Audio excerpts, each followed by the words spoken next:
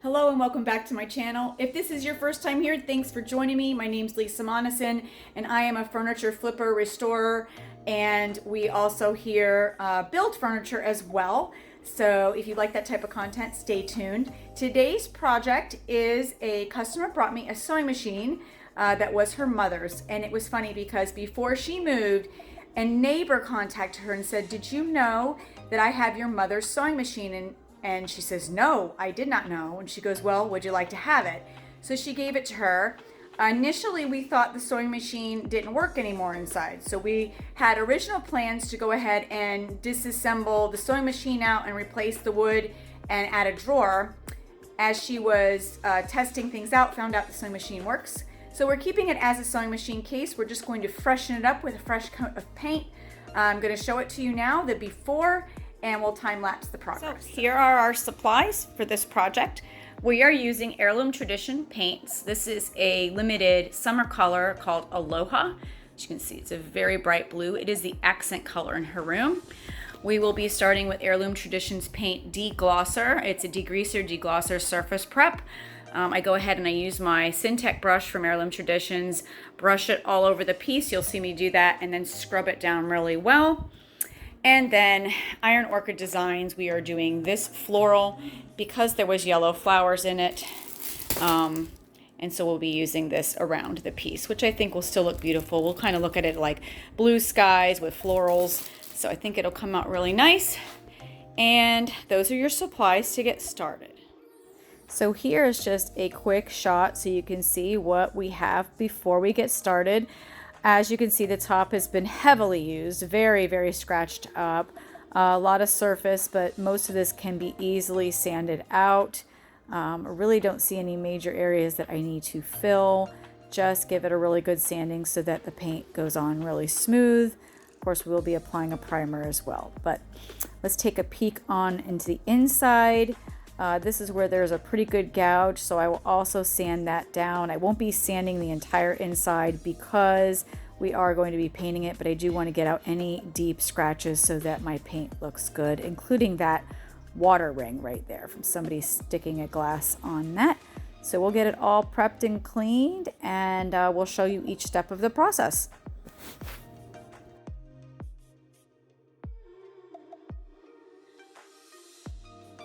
When it comes to hardware, I normally take it out, but this time I will probably just tape over these pieces and get started.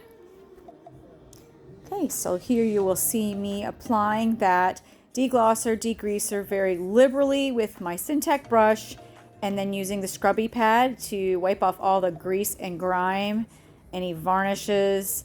It does a really good job, and as you can see by my rag when I hold it up how dirty this piece really was. I decided not to take the hardware off and paint around it, and that seemed to work better for this piece. You'll see me taping that off as well. Now we're into the sanding process. I'm using my SurfPrep, and I believe I started with an 80 grit.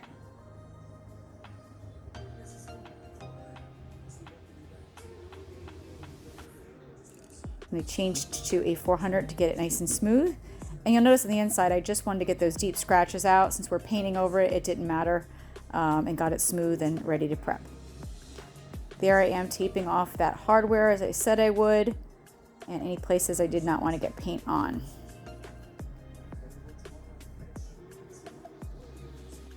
Now I'm using Dixie Belle's Boss, which in the gray color is great for blocking not only tannins and stains and odors. It'll help give me a really good finish without worrying about any bleed through. This is me applying the first coat. I did 2 full coats of this.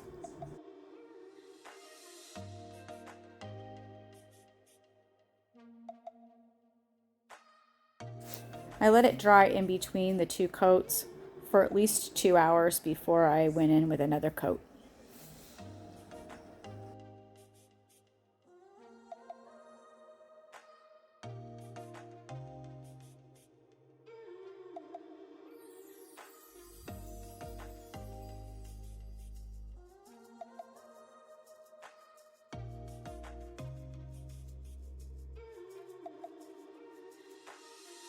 About halfway through this process, I realized the cord had a cord hide underneath that I could wrap that up. So that's what you just saw me do there.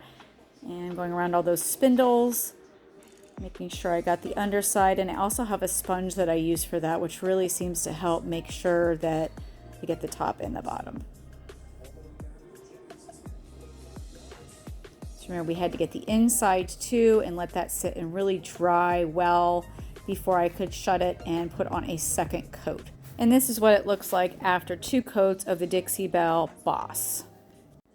Now it's time to get our first coat of Aloha on. This beautiful blue, when I just started swiping out, I was like, oh, so pretty. So this is 1 coat, and I ended up doing, I believe, 2 coats full on there. And you will see me using the sponge and a little sponge roller as well to really help smooth out this all-in-one paint. The sheen on this is beautiful. It is a very satiny finish that you do not need to apply a top coat to. Everything is built all in one. It actually does have a primer built in too.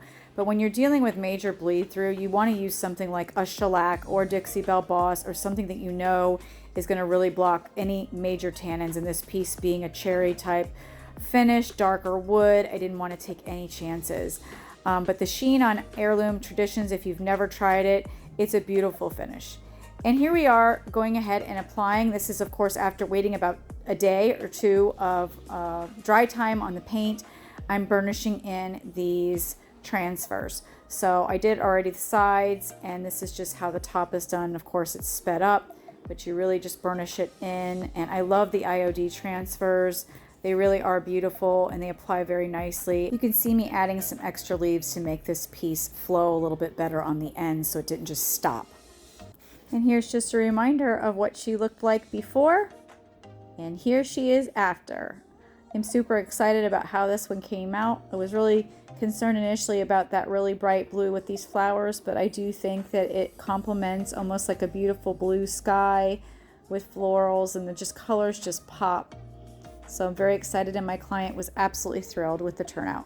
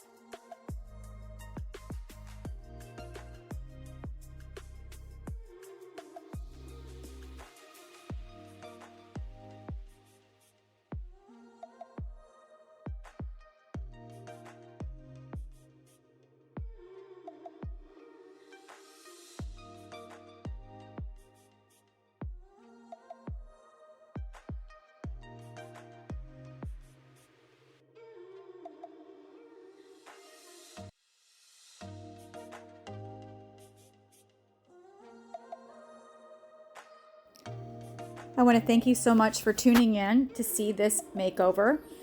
If you like this content, be sure to subscribe to my channel today, like, comment, and share. We appreciate you. Have a fantastic day.